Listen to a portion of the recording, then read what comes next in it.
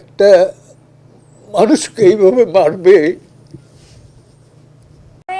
মারছে, তারপর আবার ভাত খাওয়াইছে, এরপর আবার মারছে, আবার খাওয়াইছে। তো এটা কোন মানে ইসে আছে? আল্লাহ তোমার অলৌকিক মৃত্যুগুলা ওই জান্নাতবাসীর জন্য হয়ে থাকে। আল্লাহ আমি সহ্য করতে পারি না। কটা ভাতের লোভে নিজের জীবনটাই দিতে হলো মানসিক ভারসাম্যহীন তোফাজ্জেলকে। ভাত খাইয়ে শক্তি সঞ্চয় করিয়ে পেশাসিক নির্যাতন। মানসিক ভারসাম্যহীনতার কারণে যতবার মার খেয়ে ভাত সামনে এসেছে যেন ভুলে গেছেন শারীরিক নির্যাতনের কথা। 2024 সালে এসে এমন কথা চিন্তা করতেও যেন বুকটা কেঁপে ওঠে। কিন্তু এমনটাই ঘটেছে তোফাজ্জেলের জীবনে। তোমার কাছে বলার কিছু নেই। একবার আল্লাহ ডাক দিলে নাকি 1000 কোটি বার তুমি ভালো দেখি। ঢাকা বিশ্ববিদ্যালয়ের শিক্ষার্থীদের নির্মম নির্যাতনে প্রাণ হারানো তোফাজ্জেল হোসেনের বাড়ি বরগুনার পাথরঘাটা উপজেলায়। 4 বছর আগে তিনি মানসিক ভারসাম্যহীন হয়ে পড়েন। বাবা মা ভাই বোন কেউ না থাকায় তোফাজ্জেলের সুচিকিৎসার ব্যবস্থা হয়নি। মানসিক ভারসাম্যহীন হয়ে পড়ার কারণেই বিভিন্ন স্থানে ঘুরে বেড়াতেন তোফাজ্জেল। আল্লাহ আজকের এই যে দোকানটায় বসছি, এই দোকানদার অত্যন্ত ভালো মানুষ ছিল, আপনার দিনের কাজ করতে গেছে। আল্লাহ দুপুরের খানা খাইয়া এই মানুষের ওখানে। স্থানীয়রা জানায় মেধাবী তোফাজ্জেল হোসেন একসময় ছাত্র রাজনীতির সঙ্গে যুক্ত ছিলেন। পাথরঘাটা উপজেলার কাঁঠালতলী ইউনিয়নের ছাত্রলীগের সভাপতি ছিলেন তিনি। এবারের বৈষম্য বিরোধী ছাত্র আন্দোলনও ছিলেন তিনি সক্রিয় সদস্য। বিভিন্ন ভিডিওতেও দেখা গেছে তাকে, সেখানে কোঠা সমর্থনকারীদের সমর্থন করেছিলেন তিনি।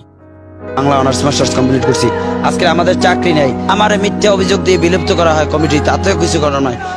পড়াশোনা করতেন পাথরঘাটা কলেজে।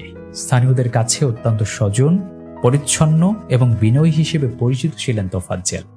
কিন্তু হঠাৎ করেই তার পরিবারে নেমে আসে একের পর এক স্বজন হারানোর বেদনা। 8 বছর আগে সড়ক দুর্ঘটনায় প্রাণ হারান তার বাবা।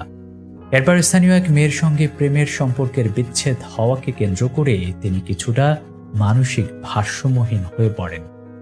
4 বছর আগে ক্যান্সারে আক্রান্ত হয়ে মারা যান তার মা। মা হারানোর শোকে মানসিক ভারসাম্য আরো বৃদ্ধি পায় তোফাজ্জেলের। এরপর তোফাজ্জেলকে সুস্থ করতে চিকিৎসার উদ্যোগ নেয় পুলিশের সহকারী উপপরিদর্শক পদে কর্মরত তার একমাত্র বড় ভাই। এরই মধ্যে হঠাৎ করে লিভার ক্যান্সারে আক্রান্ত হয়ে তিনিও মারা যান। তাই বাবা মা ভাই বোনহীন হয়ে পড়ায় তোফাজ্জেলের আর চিকিৎসাই হয়নি। এরপর থেকে তিনি ভবঘুরে হয়ে জীবনযাপন পার করছেন। তোফাজ্জেলকে মাঝে মাঝে পাথরঘাটায় দেখা গেলেও অধিকাংশ সময় তিনি থাকতেন লাপাত্তা। তবে ঢাকার বিভিন্ন স্থানে তাকে দেখেছেন পাথরঘাটার অনেকে। কখনো উদম শরীরে, আবার কখনো নোংরা পোশাকে তাকে দেখা যেত ঢাকা বিশ্ববিদ্যালয়ে।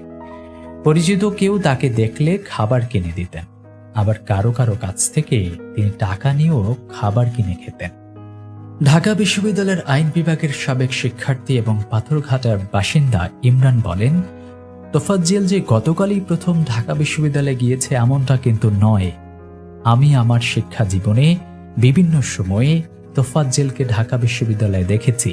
তাকে আমি খাবার কিনে দিয়েছি, খাবার খাইয়েছি।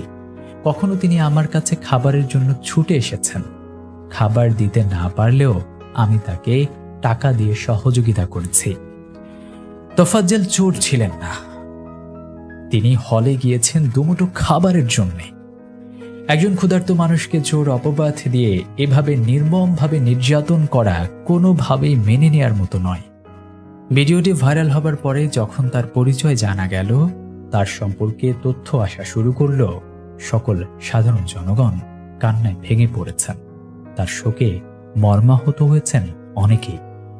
বলছেন, অপরাধীদের কঠিন শাস্তি না হলে এই অপরাধ বোধ থেকে আমরা কখনোই মুক্ত হব না।